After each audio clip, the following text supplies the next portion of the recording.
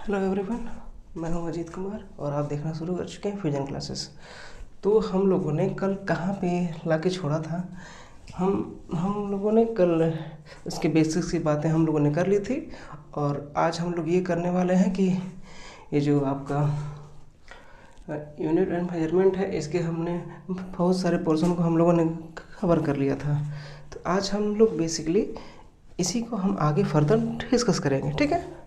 तो हमारा क्या हो गया था, यूनिट ये तो हो चुका था, ठीक है। इसके हम लोगों ने एग्जांपल्स पे देख लिए थे। अब इसके हम आगे चलते हैं। अब इसमें हम ये देखते हैं कि characteristics of standard unit.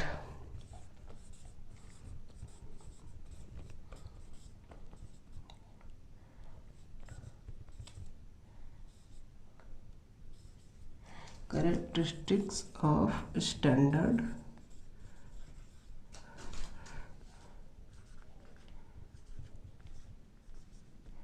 Units, ठीक है। अब इसमें हम क्या देखेंगे, हम इसमें ये देखेंगे कि जितने भी फिजिकल क्वांटिटी है आपकी, उसमें क्या क्या चीज़ें हैं कि जो हमारे डेली लाइफ में यूज होती हैं। जैसे कि कहने का क्या मतलब है कि जितने भी हमारे फिजिकल क्वांटिटीज़ हैं उनकी कुछ कुछ प्रॉपर्टीज़ होंगी और उन प्रॉपर्टीज़ के बारे में ही हम आज डिस्कस करेंगे, ठीक है। तो हम इसको मतलब पॉइंट वाइज देखते हैं, ठीक है। पहला पॉइंट है कि ये जो स्टैंडर्ड यूनिट जो होते हैं इनका क्या होता है, इनका कॉन्सेप्ट क्लियर होना चाहिए। कहने का मतलब कि देखिए, कॉन्सेप्ट शुड बी क्लियर।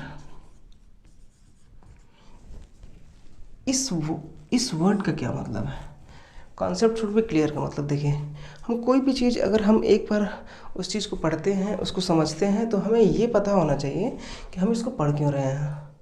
और इसके बाद जब हमें ये पता हो जाए कि हम इसको पढ़ क्यों रहे हैं, इसके बाद हमें ये देखना है कि हमें इसे कहाँ कहाँ उपयोग करना है, ठीक है। तो इसमें बेसिकली हम इन्हीं सब चीज़ों की बातें करते हैं कि हमें इसका कॉन्सेप्ट क्लियर होना चाहिए, ठीक है।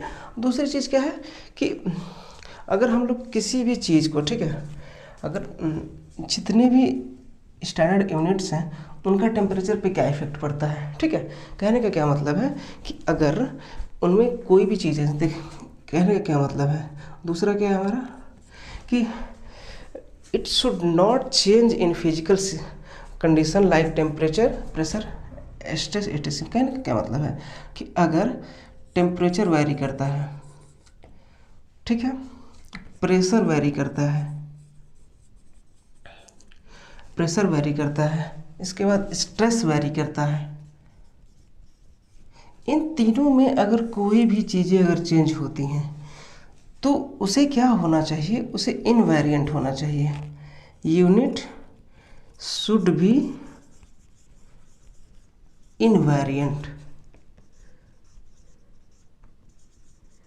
इसका कहने का क्या मतलब है, इनवेरिएंट का मतलब क्या है कि अगर टेम्परेचर बढ़ाते हैं, तो एग्जांपल के तौर पे अगर हम लेंथ को मेजर कर रहे हैं, ठीक है, अगर हम टेम्परेचर को इंक्रीज कर रहे हैं तो ये जो लेंथ का अगर मेजरमेंट अगर हम मीटर में कर रहे हैं, अगर हम इसको मीटर में कर रहे हैं तो इस पे टेम्परेचर का इफ़ेक्ट नहीं पड़ना चाहिए, ठीक है।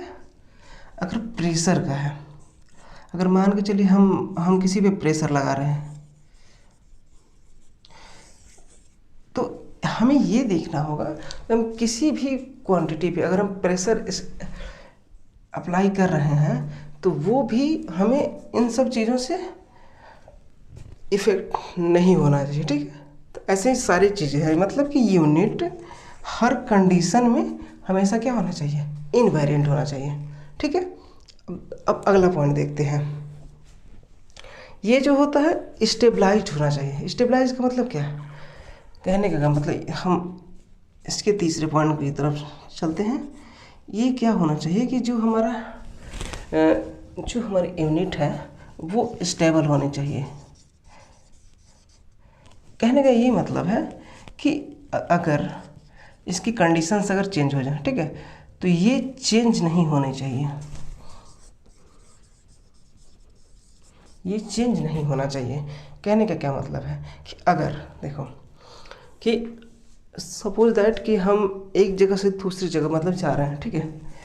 मान के चलो कि ये पॉइंट ए है, ये पॉइंट बी है, हमने अपना लोकेशन यहाँ से यहाँ शिफ्ट कर दिया, ठीक है। तो जो लेंथ का मेजरमेंट यहाँ होना चाहिए वो यहाँ भी होना चाहिए, जो प्रेशर का मेजरमेंट यहाँ होना चाहिए वो यहाँ भी होना चाहिए। कहने का क्या मतलब है कि ये एक स्टेबलाइज्ड स्टेट में होना चाहिए, ठीक है। इतनी चीज़ें आपको समझ में आई, ठीक है। हम इसके अगले पॉइंट्स की तरफ बात करते हैं, ठीक है। आगे देखिए, कहने का क्या मतलब है, हालांकि अगले पॉइंट की जो कंडीशंस है वो मैंने अभी डिस्कस कर दी, लेकिन हम इसको अच्छे से समझाते हैं पहले, ठीक है। इसमें क्या है देखिए, कहने का क्या मतलब है, do not affect by change in place और टाइम।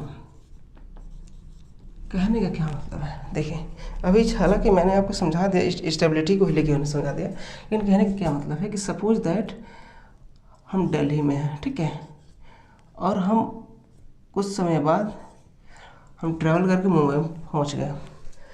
तो यहाँ पे देखो, यहाँ टाइम अगर T1 है तो यहाँ टाइम T2 हो गया, ठीक है। लेकिन जो यूनिट स्टैंडर्ड यूनिट होते हैं उन्हें इसके डिफरेंस से फ़र्क नहीं पड़ेगा। कहने का क्या मतलब है, अगर दिल्ली में कोई डिस्टेंस का मेजरमेंट अगर किलोमीटर में है तो मुंबई में भी किलोमीटर होना चाहिए। अगर टाइम का मेजरमेंट अगर हम सेकंड से ले रहे हैं तो मुंबई में भी सेकंड से होना चाहिए। इसका कहने का क्या मतलब है, देखो इन्हीं सब चीज़ों को लेके हमारे एसआई सिस्टम की नींव रखी गई। कहने का क्या मतलब है, ठीक है, हम इसको आगे अभी डिस्कस करते हैं। अब देखो कहने का क्या मतलब है कि अगले पॉइंट में, ये अगला पॉइंट ये है कि इस चीज़ को हर जगह एक्सेप्टेबल होना चाहिए। मतलब क्या, इंटरनेशनली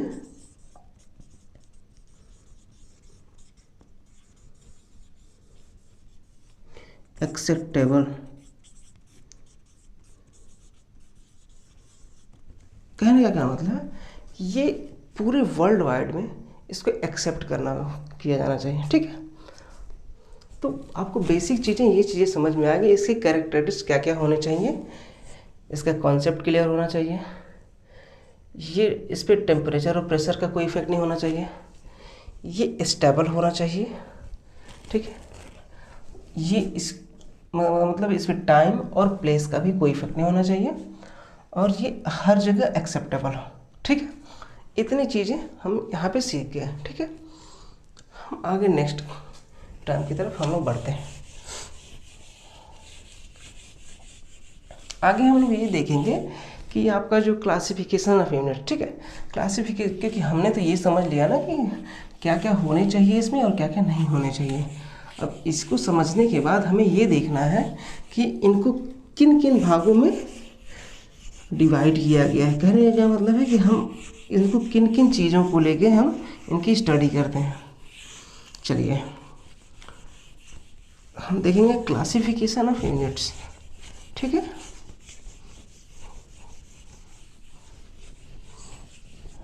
क्लासिफिकेशन ऑफ यूनिट्स,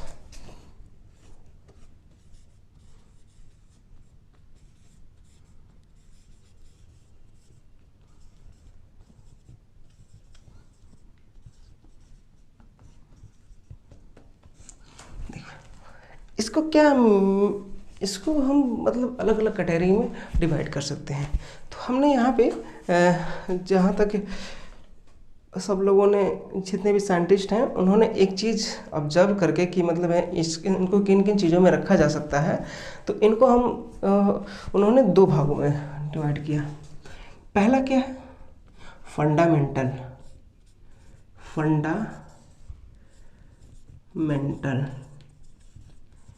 ये हो गया फंडामेंटल यूनिट, ठीक है।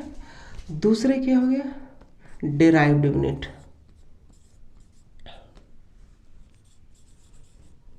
कहने का क्या मतलब है, ये पूरी तरह से इंडिपेंडेंट होते हैं।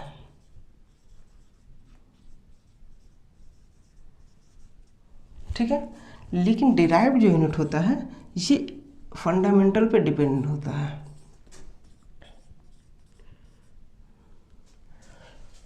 Depend on fundamental units.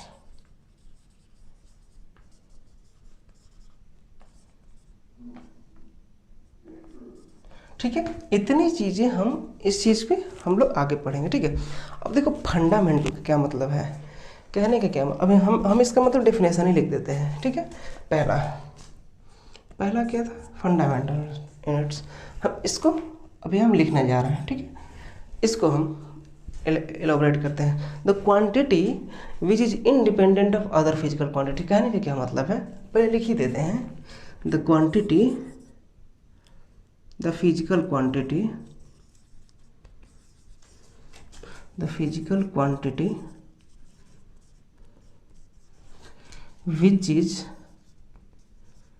which is independent of other physical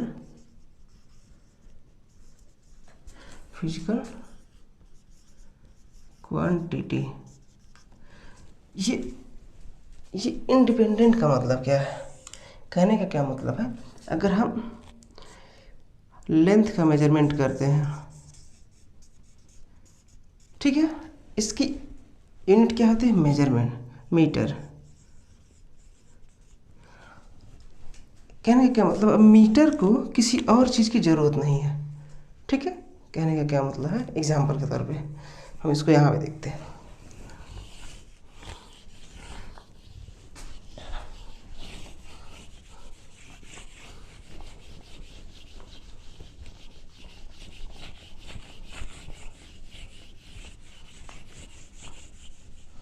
यहाँ पे देखिए, कहने का क्या मतलब है, अगर हम लेंथ को किस में मेजरमेंट करते हैं, मीटर में, सेंटीमीटर में, फीट में, एक्सेट्रा। ठीक है, ETC, मतलब इनको और भी चीज़ों में, मतलब और भी छोटी छोटी क्वांटिटियाँ हैं। ठीक है, क्या हमारे टेम्परेचर का इफ़ेक्ट इस पर पड़ने वाला है, इस पर भी नहीं पड़ेगा, इस पर भी नहीं पड़ेगा। कहने का क्या मतलब है, ये किसी और फिजिकल क्वांटिटी पर डिपेंड नहीं करती है। इसी के संदर्भ में हम लेते हैं मास। ठीक है, मास, देखो मास जो है इसको हम केजी में, ग्राम में और पाउंड में, इनमें मतलब मेजर करते हैं। केजी हो गया, ग्राम हो गया और ये पाउंड हो गया। इन पे भी देखो, अगर हम कोई भी अगर क्वांटिटी, कोई भी मैटर, अगर अगर उसे हम केजी में देखते हैं तो वो ये भी प्रेशर पे डिपेंड नहीं करेगा, ये भी नहीं करेगा, ये भी नहीं करेगा, टेम्परेचर पे नहीं करेगा। लेकिन अगर हम, कितने लोगों को ये कन्फ्यूजन होती है कि मास और वॉल्यूम में डिफरेंस क्या है, या यहाँ पे देखो मेजर डिफरेंस क्या है, वॉल्यूम। हम अभी थोड़ा सा इसके बारे में बात कर लेते हैं। ठीक है, मास अलग चीज़ है, वॉल्यूम अलग चीज़ है। ठीक है, एक्चुअली वेट जो डिसाइड करता है वो मास डिसाइड करता है, लेकिन वॉल्यूम वेट नहीं डिसाइड करता है। क्योंकि आप देखो, सपोज दैट एक कंटेनर हमने ले लिया। ठीक है, इस कंटेनर में हमने 1 kg ऑक्सीजन हमने O2 इसमें रख दिया। ठीक है, इसी को अगर हम प्रेशर इंक्रीज कर देते हैं, प्रेशर अगर इस पर डालते हैं, तो ये इतने बड़े से कंटेनर की जगह ये छोटे में भी आ जाएगा। यहाँ पे देखो, वॉल्यूम V1 था, अब ये हो गया V2, लेकिन जो अपना मास है वो तो वही रहा ना। मास तो सेम रहा, लेकिन इसका वॉल्यूम बदल गया। सपोज दैट इसको और बड़े से कंटेनर में हम रख दें। ठीक है, बड़े कंटेनर में, मतलब इसके कंपैरेटिवली ये बड़ा है। कहने का क्या मतलब, यहाँ पे हो सके आपको ना समझ में आए, मतलब फिगर वाइज ना समझ में आए, लेकिन यहाँ आप फील करिए, ये भी 1 kg ही रहेगा, लेकिन इसके जो मॉलिक्यूल्स हैं, ये वाला मतलब इसके जो मॉलिक्यूल्स हैं ये टाइटली होंगे, मतलब ये टाइटली मतलब बॉन्डेड होंगे, ठीक है। ये इसका थोड़ा सा लूजली होंगे, ठीक है। इसमें और लूजली होंगे, मतलब क्या, इनके जो मॉलिक्यूल जैसे इतने पास पास हैं, ये थोड़ा से दूर दूर होंगे, ठीक है। इनमें कुछ ज़्यादा दूर दूर होंगे। मतलब बेसिकली आपको ये चीज़ें समझ में आ गई होंगी कि मास और वॉल्यूम में बेसिक डिफरेंस क्या है, ठीक है। आगे देखते हैं, ठीक है। आगे हम इसी में देख लेते हैं टाइम। टाइम को हम किस में मेजरमेंट करते हैं? सेकंड में, ठीक है। ये भी किसी चीज़ पे डिपेंड नहीं करती है। टाइम से किसी, ये जो सेकंड है ये किसी और चीज़ पे डिपेंड नहीं करती है, ठीक है। इतनी चीज़ें आपको समझ में आ गई, ठीक है। हम आगे देखते हैं। ये हो गया। हम लोग दूसरे पॉइंट की तरफ चलते हैं, डिराइव्ड, ठीक है।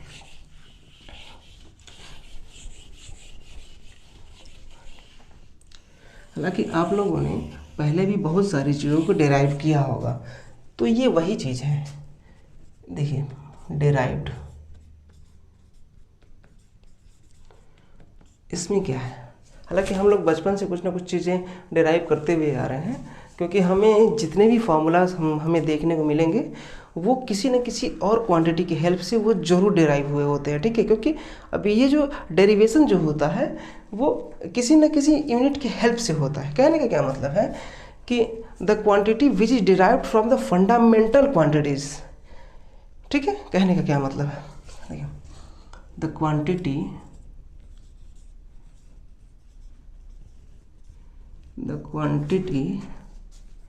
which is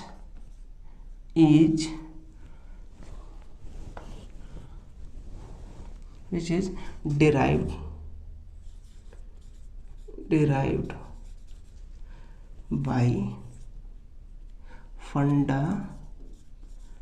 fundamental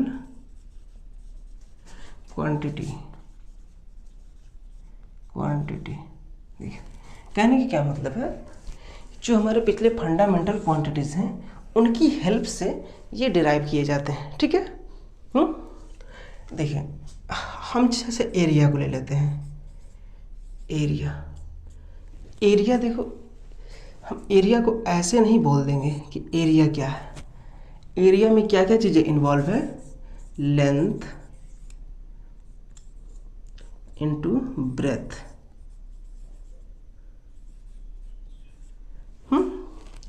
कहने का क्या मतलब है, बेसिकली अगर हमारा रेक्टेंगुलर शेप हो, स्क्वायर शेप हो, मतलब कोई भी कर्व सरफेस ना हो, तो उस कंडीशन में हम जो एरिया का फॉर्मूला लेते हैं वो क्या लेते हैं? लेंथ इनटू ब्रेथ, ठीक है। अब इसमें क्या है, अगर हम देखें तो ये जो लेंथ होता है इसको हम किस में मेजर करते हैं? इसको हम मीटर में करते हैं मेजरमेंट, ठीक है, मीटर में, ठीक है। या फिर हम इसको ऐसे ही देख लेते हैं, हम इसको और लिख लेते हैं। लेंथ को हमने लेंथ लिख दिया, ठीक है। ब्रेथ जो होता है ये बेसिकली हिंदी में इसको चौड़ाई बोलते हैं, और चौड़ाई को भी हम लेंथ से ही मेजरमेंट करते हैं, क्योंकि ये दोनों मतलब एक दूसरे रिलेटेड है। बस हमें ये दिखाने की प्रयास किया गया है कि ये इससे ज़्यादा लंबा है, नहीं तो दोनों का मेजरमेंट जो होता है दोनों के दोनों सेम चीज़ है। तो मतलब लेंथ को हम मीटर में करते हैं, इसको भी मीटर में करते हैं, ठीक है। यानी कि ये भी मीटर, ये भी मीटर। अब देखो कोई भी क्वांटिटी अगर 2 बार मल्टीप्लाई होती है तो उसका क्या होता है? स्क्वायर हो जाता है। तो हम इसको अगर और टर्म में देखें तो इसको क्या लिख सकते हैं? लेंथ का स्क्वायर, यानी कि मीटर का स्क्वायर। आप लोग देखते ही होंगे एरिया का क्या होता है? मीटर स्क्वायर, ठीक है। अगर सपोज दैट हम स्पीड की बात करें, ये भी डेराइव्ड यूनिट है। स्पीड में क्या है? डिस्टेंस अपॉन में टाइम। कहने का क्या मतलब है, देखिए इसकी फॉर्मूला क्या होते हैं? डिस्टेंस अपॉन में टाइम। ठीक है, डिस्टेंस अपॉन में टाइम। अब देखिए डिस्टेंस क्या है। अब डिस्टेंस को हालांकि आप लोग पहले से जानते हैं डिस्टेंस क्या है कि स्पेसिंग बिटवीन 2 पॉइंट्स, ठीक है, ये डिस्टेंस होता है। मतलब कहने का क्या मतलब कि डिस्टेंस को भी हम किस में मेजरमेंट करते हैं, लेंथ में, और टाइम को किस में मेजरमेंट करते हैं, सेकंड में। तो इसकी यूनिट क्या हो सकती है, देखिए इसकी यूनिट क्या है,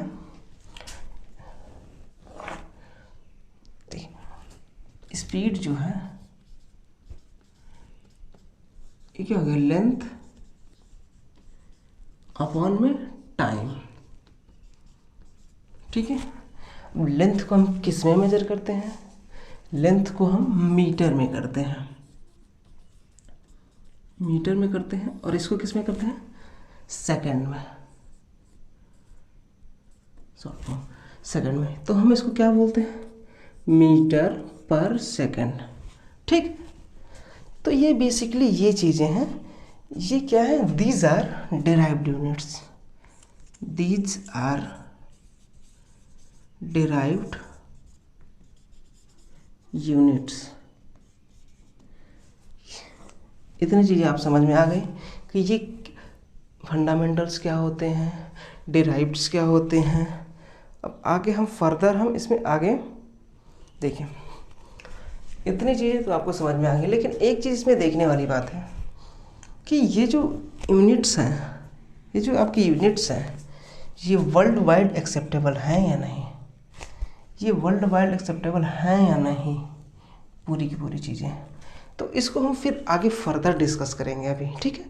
इसको फर्दर हम आगे फिर डिस्कस करने के लिए हम ये देखते हैं कि हमारे फिजिक्स में इस टॉपिक के अंतर्गत कौन कौन से मेजरमेंट सिस्टम का उपयोग किया जाता है, ठीक है। तो हम इसको आगे देखते हैं।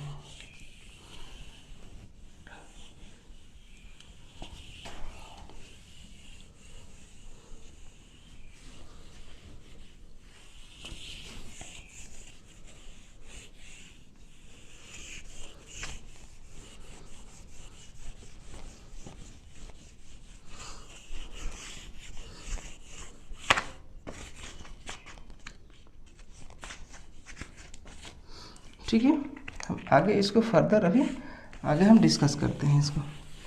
अब आगे देखिए क्या है चीज़ें, देखिए अब हम लिखते हैं systems of unit, systems of unit.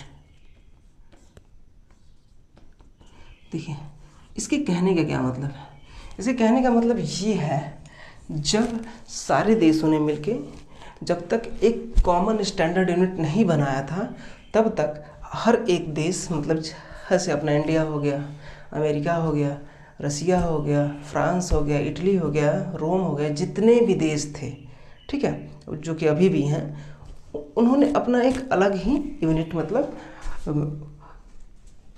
उसको वो लोग फॉलो करते थे।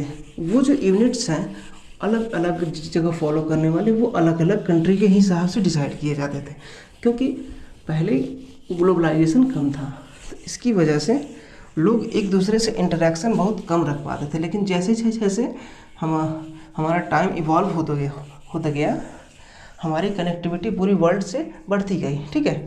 तो उस चीज़ इस संदर्भ में हम लोगों ने पूरे वर्ल्ड का अलग अलग यूनिट निकल के सामने, जैसे CGS, ठीक है। CGS का मतलब क्या होता है, CGS का मतलब होता है सेंटीमीटर ग्राम सेकंड, ठीक है।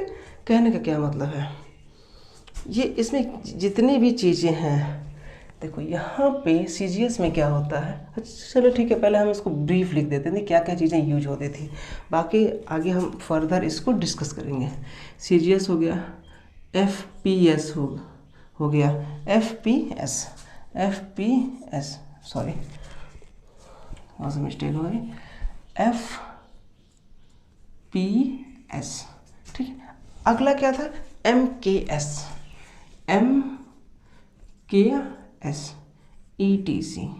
कहने का क्या मतलब है, ये जो तीन थे, ये मेजर रूप से यूज किए जाते थे उस समय, क्योंकि जैसे सपोज दैट अगर भारत है, भारत ठीक है, यहाँ भारत है, इसके पड़ोसी जो देश होंगे उनकी जो पॉलिसीज़ होंगी, ये पॉलिसी मीन्स जो भी हमारे एक्सपेरिमेंटल जो यूनिट्स होंगे मतलब आसपास मिलते जुलते हों, क्योंकि ये लोग आपस में इंटरेक्ट कर सकते हैं, लेकिन जो दूर दूर के कंट्री हैं वो तो आपस में इंटरेक्ट कर नहीं सकते थे। तो इसीलिए मतलब सबका अलग अलग चीज़ें ये थी कि ये लोग फॉलो करते थे, और इन सब को एक कंबाइंड फॉर्म में लाने का ही काम किया था एसआई यूनिट ने। ठीक है, ये वर्ल्ड वाइड एक्सेप्टेबल था जब इसका इस्टेब्लिशमेंट हुआ था। ठीक है, तो पहले पढ़ते हैं सीजीएस सिस्टम। सीजीएस इसमें देखो सी क्या है, ये लेंथ को रिप्रेजेंट करता है, लेंथ को रिप्रेजेंट करता है, इसका मतलब होता है सेंटीमीटर। ठीक है, इसी सिस्टम में जो जी है वो क्या करता था, आपके मास को रिप्रेजेंट करता था, मास। इसको क्या बोलते हैं, ये ग्राम में मेजर किया जाता था, ग्राम में किया जाता था। अगला क्या है, ये हो गया आपका लेंथ, ये हो गया मास, और ये हो गया टाइम। जो सेकंड था ये टाइम के लिए किया जाता था। ये जो आपका टाइम है, ठीक है, इसको सेकंड में मेजर किया जाता था। कहने का क्या मतलब है कि जितने भी देश सीजीएस को फॉलो करते थे वहाँ ये पैरामीटर्स चलते थे पहले। ठीक है, अब देखिए सपोज दैट आपने देश चेंज कर दिया, ठीक है, तो वहाँ जो यूनिट थे ये अब तो वहाँ नहीं रहेंगे, क्योंकि अब देखो आपको ये चीज़ समझ में आ गई ना कि ये सीजीएस में क्या क्या चीज़ें यूज होती थी। लेंथ के लिए आपका सेंटीमीटर, और इसके बाद मास के लिए आपका ग्राम, और टाइम के लिए सेकंड यूज होता था। आगे हम देखते हैं एफपीएस। ठीक, दूसरा एफपीएस। देखो इसमें जो होता है लेंथ के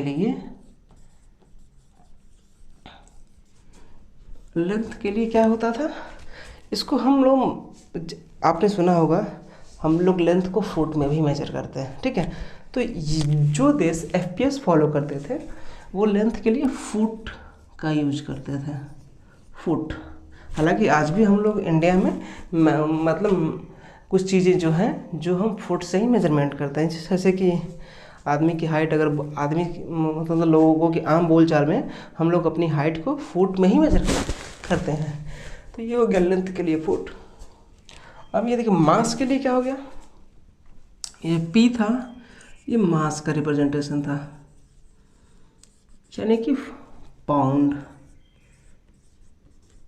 फुट पाउंड। ठीक है, फुट हो गया, पाउंड हो गया। ठीक है, टाइम के लिए जो था एस स्टैंड्स फॉर टाइम, इसको सेकंड से डिनोट करते हैं। ठीक है, ये आपका लेंथ हो गया, मास हो गया, टाइम हो गया। ठीक है, एफपीएस भी आपको समझ में आ गया। अब जो देश एफपीएस को फॉलो करते थे वो उनमें लेंथ के लिए फुट यूज होता था, मास के लिए पाउंड यूज होता था, टाइम के लिए सेकंड यूज होता था। ठीक है, अब आगे क्या है, एमकेएस। ठीक है,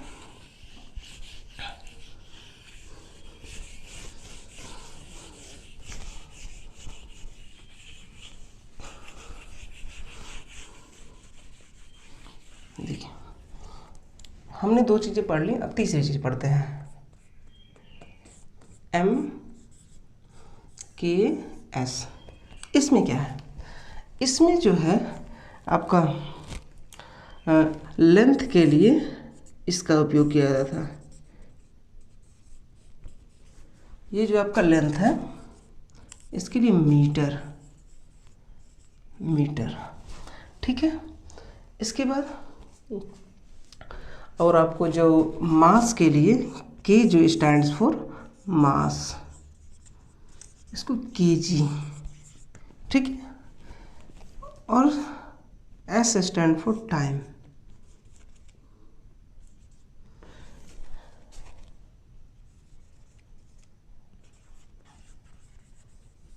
सेकंड, ठीक है। आप एक चीज़ देखेंगे तीनों यूनिट में कि जो टाइम का जो है इस सब में कॉमन रहा है, यानी कि हम ये कह सकते हैं कि जितने भी आज तक खोज हुई है सब ने टाइम का उपयोग किया है। मतलब इन सब के लिए ये जो टाइम का जो सिस्टम है, ये मतलब कहने का मतलब ये चीज़ें ली गई हैं। देखो अब आगे, क्योंकि ये भी कुछ देश यूज करते थे, ये भी कुछ देश यूज करते थे, और CGS साहब का ये भी कुछ देश यूज करते थे, लेकिन इनमें प्रॉब्लम्स क्या थी? इनमें प्रॉब्लम्स ये थी, जो देश CGS यूज करता था वो FPS नहीं यूज करता था, जो देश FPS यूज करता था वो MKS नहीं यूज करता था। तो इसके कुछ ड्रॉबैक्स थे। उस ड्रॉबैक्स को आइए हम समझते हैं क्या है ड्रॉबैक्स।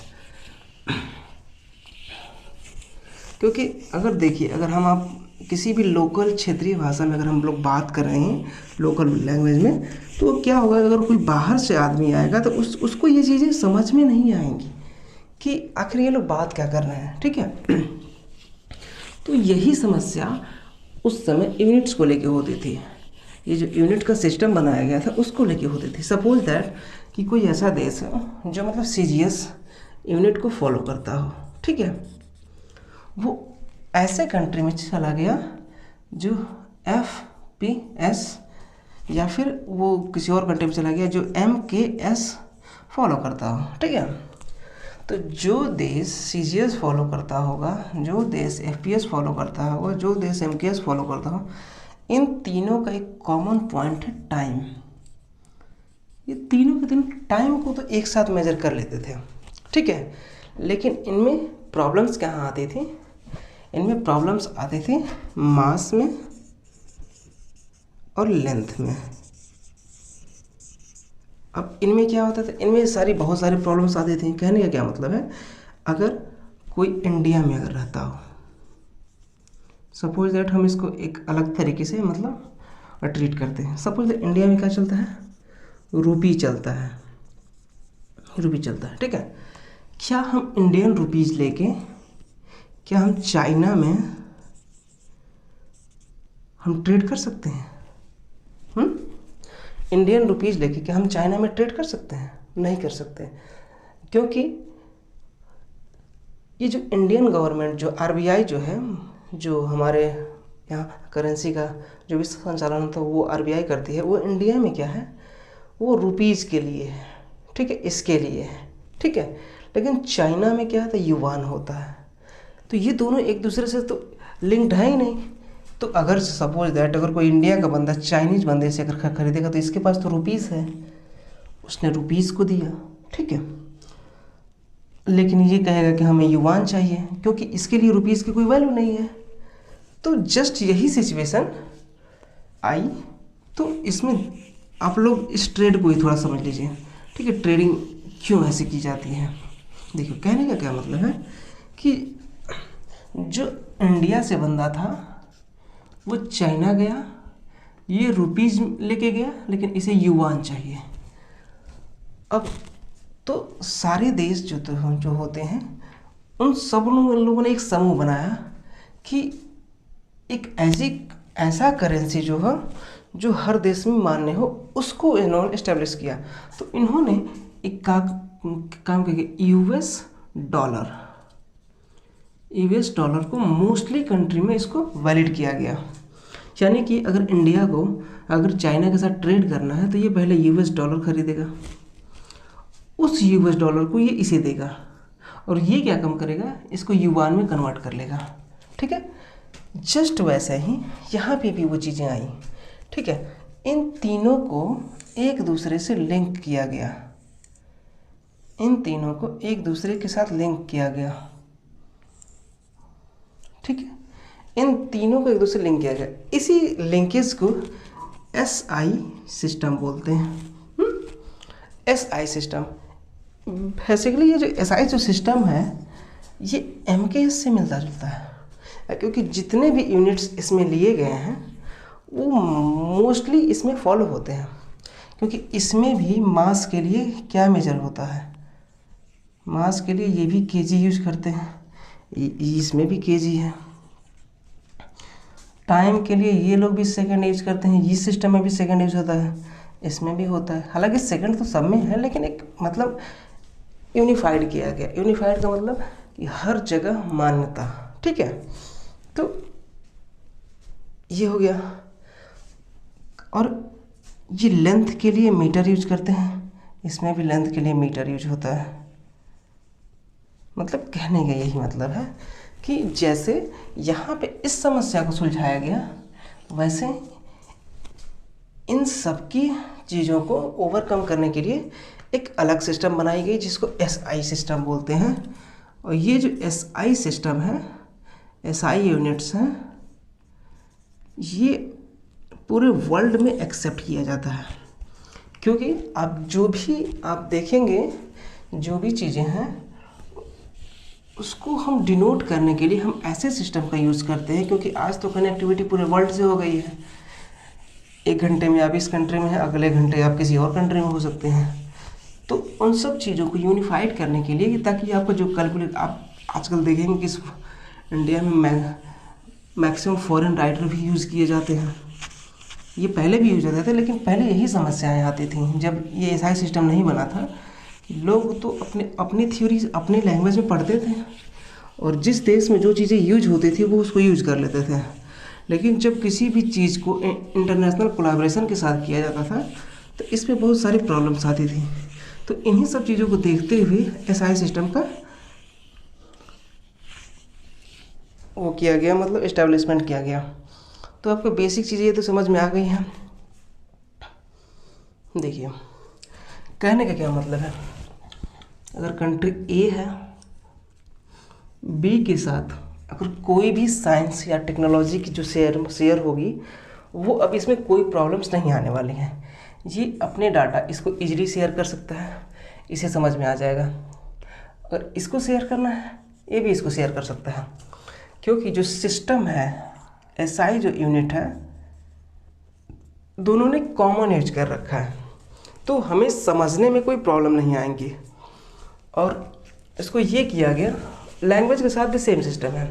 क्योंकि अगर आप इंग्लिश जानते हैं तो पूरे वर्ल्ड में आप ट्रैवल कर सकते हैं ईजिली। हालांकि कई लोग अपने क्षेत्रीय लैंग्वेज को प्रमोट करते हैं, वो उनका अलग मैटर है।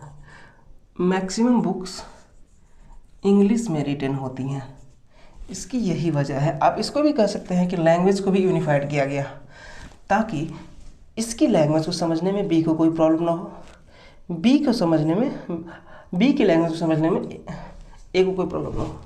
तो इन सब चीज़ों को यूनिफाइड किया गया। तो उसके लिए कुछ एक टेबल्स बनाए, उस टेबल्स को देखते हैं क्या क्या चीज़ें हैं जो यूनिफाइड की गई। मतलब कुछ चीज़ें हैं जो कॉमन किया गया। देखिए, पहला लेंथ, ठीक है। लेंथ को किस में किया गया, मीटर में, ठीक है। अब मीटर क्या है, इसको शॉर्ट फॉर्म में हम लिखते हैं क्या, एम। क्योंकि अगर जहाँ ये छोटा एम लिखा रहेगा वहाँ हम समझ जाएंगे कि ये मीटर को डिनोट कर रहा है, ठीक है। दूसरा था मास।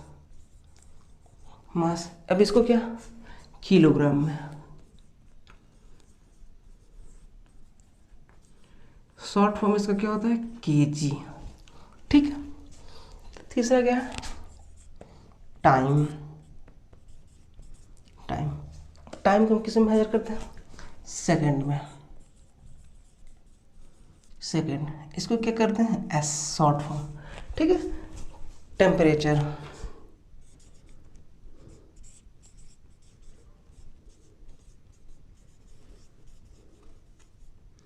ठीक है, ठीक है। अब इस टेम्परेचर को हम किस में मेजर करते हैं, केल्विन में।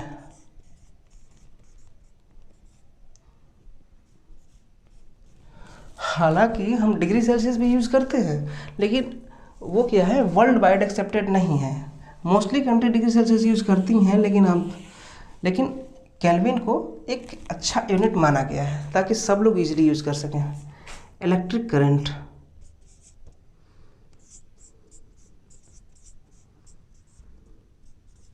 इलेक्ट्रिक करंट,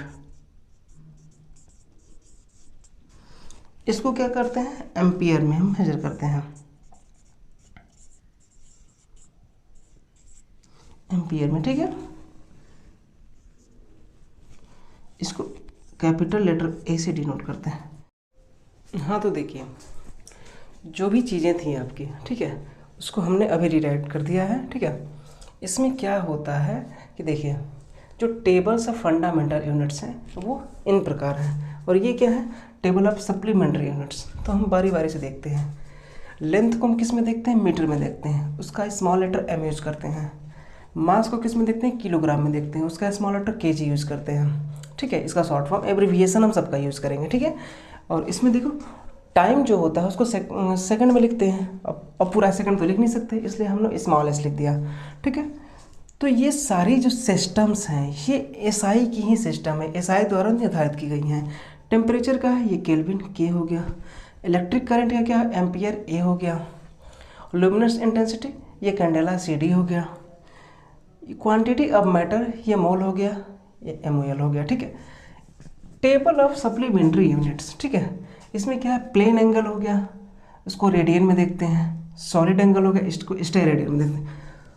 हालांकि कई लोगों के माइंड में ये चल रहा होगा कि सर एंगल क्या होता है। हालांकि एंगल आप लोग पढ़े हैं, ऐसी बात नहीं है, आप लोगों ने पढ़ा हुआ है, लेकिन हम थोड़ा सा रिकॉल कर देते हैं। एंगल का मतलब होता है measurement of inclination between two lines और two planes.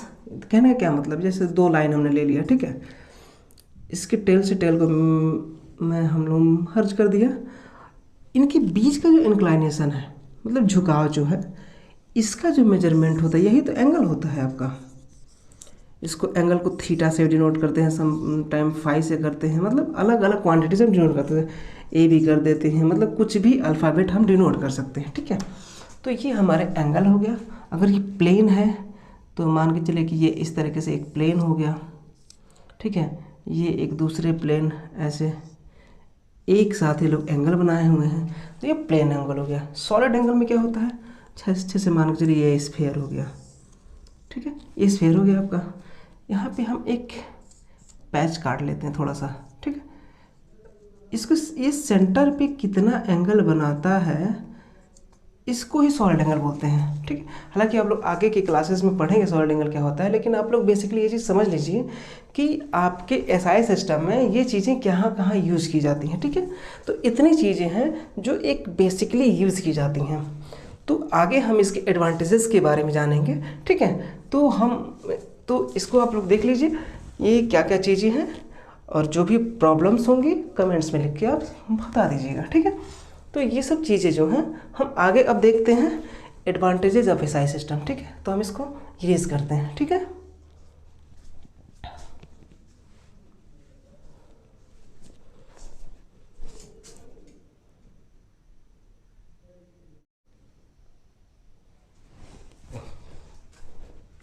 Advantages of SI system, तो जैसा कि हमने वहाँ पे अभी पीछे मैंने ये बताया था कि कौन कौन से यूनिट्स हैं, tables of fundamental units, table of supplementary units, ठीक है। तो हम आगे इसके, क्योंकि हर एक क्वांटिटी के कुछ ना कुछ एडवांटेजेस होते हैं, कुछ ना कुछ ड्रॉबैक्स होते हैं। तो हम इसके पहले एडवांटेजेस के बारे में देखते हैं, ड्रॉबैक्स हैं कि नहीं हैं ये तो हम आगे आने वाले क्लास में देखेंगे, ठीक है। It is a coherent system of unit, ये क्या है, एक कोहेरेंट सिस्टम ऑफ यूनिट्स है। इसका कहने का क्या मतलब, that is the derived quantities are easily obtained by multiplication और डिवीजन ऑफ फंडामेंटल यूनिट्स। कहने का क्या मतलब है कि जो डिराइव्ड जो क्वांटिटी है, ये डिराइव्ड जो क्वांटिटी है ये हम इजीली ऑब्टेन कर सकते हैं, कैसे, फंडामेंटल यूनिट्स की हेल्प से। जैसे कि हमने पहले बताया था, फंडामेंटल यूनिट्स होते हैं, डिराइव्ड यूनिट्स होते हैं, तो डिराइव्ड यूनिट्स हमेशा ही फंडामेंटल यूनिट से ड्राइव किए जाते हैं। ये इसकी पहली हो गई properties, advantages. It is rational system of unit, ठीक है। इसका क्या मतलब है, that is it uses only one unit for one physical quantity. कहने का क्या मतलब है कि अगर सपोज दैट एग्जांपल लेते हैं एनर्जी का, अगर हम एनर्जी के लिए इसको डिनोट करते हैं, तो एनर्जी तो कई प्रकार की होती है, rotational energy, mechanical energy, thermal energy, तो मतलब ये सारी एनर्जी को यूनिफाइड कर देता है और सिर्फ एक ही यूनिट यूज करता है, जूल्स। देखिए यहाँ पे क्या लिखा है, it uses only one unit for the physical quantities. पहला क्या है, एग्जाम्पल के तौर पर हम देखते हैं। जूल हो गया एनर्जी के लिए, जूल ऑफ यूनिट, ठीक है। जूल किसके लिए यूज करता है, एनर्जी के लिए, ठीक है। अब देखिए, it uses joule for energy, for energy.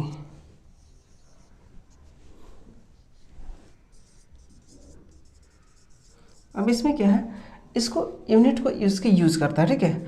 अब ये क्या क्या है, हीट के लिए भी वही यूज़ करता है, लाइट के लिए भी वही यूज़ करता है, और मैकेनिकल के लिए भी यूज़ करता है वही। तो ये चीज़ आपको समझ में आ गई होगी कि ये मतलब अलग अलग एनर्जी के लिए अलग अलग क्वांटिटी नहीं यूज़ करता, एक ही क्वांटिटी यूज़ करता है। It is matric system of unit. इसका क्या मतलब है, इट्स मल्टीप्लाइज, सब multiplies can be expressed in the power of 10। देखिए ये क्या चीज़ है, अभी हम आपको ये चीज़ें बताएं, हालांकि आप लोग इसको जानते हैं, बस आपको याद नहीं है, ठीक है। तो इसको हम अभी बताते हैं कि इसका कहने का मतलब है कि ये जो होता है कि किसी भी क्वांटिटी को यूनिफाइड कर छोटे में करने के लिए ये पावर ऑफ 10 का यूज़ करते हैं इसमें। देखिए इसको हम कैसे डिनोट करते हैं। अब एग्जांपल के लिए हम स्पीड ऑफ लाइट को ले लेते हैं, ठीक है।